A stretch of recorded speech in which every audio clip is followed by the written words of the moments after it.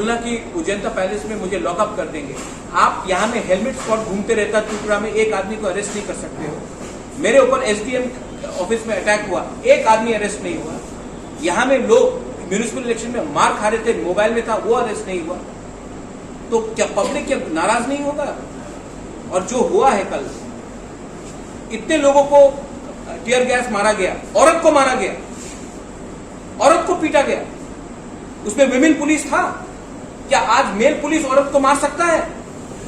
क्या बात कर रहे हैं लोग? क्या कानून जानते हैं लोग? हमारे तिपरासा वुमेन को मारा गया है कल, और अब बोल रहे कि मुझे अरेस्ट करो, करके देखो। और जिसने मारा, माधव भारी में हम लोग को 5 लोगों को मारा गया, कोई अरेस्ट हुआ? वो एम्बुलेंस से निकाल के मारा गया, कोई अरेस्ट हुआ? बात करते हैं अरेस्ट। अगर तरह में हेलमेट स्क्वाड में घूमते हैं लोग, अगर दिखाना ही है कानून आपके हाथ में है, तो अरेस्ट सबको करो जिसने कानून तोड़ा है। पिक एंड चूज मत करो। और अगर उनको Revati Tripura knows me very well, मुझे फोन करो। मैं कुमुलुंग में अपोलो का एम्बुलेंस खोल रहा हूं, और यहां में ये लोग मेरे ऊपर आरोप लगाते हैं, बोलते कि राजबाड़ी को क्यों ट्रैक किया आपने?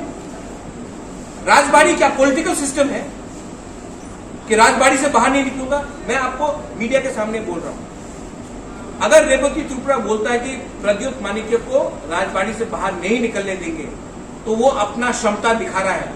अगर उसका क्षमता है तो तिपरासा एरिया में मुझे रोको, वो तिपरासा एमपी है। राजबाड़ी में किसका हेल्प लेके वो मुझे रोकेंगे? रईसा बारी से क्या तिपरासा को लेके मुझे रोकेंगे? नहीं। The very wrong statement. उसके खिलाफ तो ये तो गलत स्टेटमेंट दिया है उसने। क्या स्टेटमेंट दे सकते हैं वो?